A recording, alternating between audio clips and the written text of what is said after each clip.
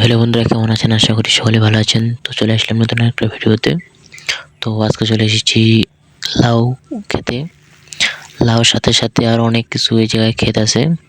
লাউ, মরিচ, করলা, কয়থা, আরও বিভিন্ন ধরনের ফসল আছে, সবজি। তো এগুলো ঘুরে ঘুরে দেখাবো তোমাদেরকে এই ভিডিওতে। তো দেখতে পাচ্ছেন এরপরে আছে করলার ক্ষেত। তো আমরা কলার ক্ষেতের ভিতরে ঢুকবো, কি পরিমাণ ফল ধরেছে। তো কিছুদিন আগে কিন্তু দাম ছিল না, এখন একটু দাম বেড়েছে। 17-18 টাকা কেজি পাওয়া যাচ্ছে। তো কিছুদিন আগে কিন্তু দাম ছিল 2 টাকা, 4 টাকা, 5 টাকা এরকম ছিল। তো এখন একটু দাম বেড়েছে, সেজন্য চাষি ভাইদের জন্য একটু ভালো হয়েছে। কিছুদিন আগে চাষি ভাইয়েরা মাথায় হাত পড়ে গেছিলো, দাম ছিল না, এখন একটু দামটা বেড়েছে। তো কায়থা প্রচুর পরিমাণে ধরেছে। তো এখন আমরা চলে যাব কলার ক্ষেতে।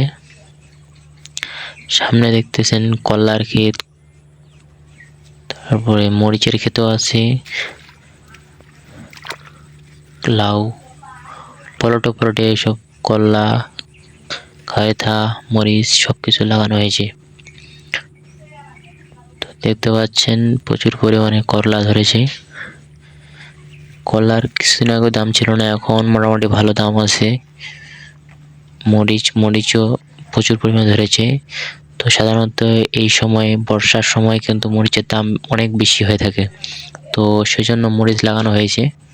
তো আমাদের এক ভাই মরিচ লাগাইছে এই জায়গায়, মরিচ প্রচুর পরিমাণে ধরেছে।